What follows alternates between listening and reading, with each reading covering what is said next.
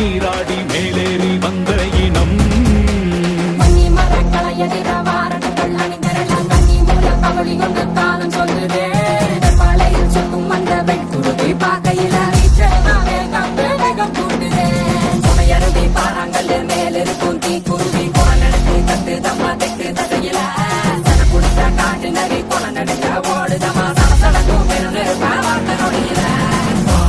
தோல் எடுத்து வா, குருவாள் எடுத்து வா, ஒரு சூடுரைத்து வா வா வா.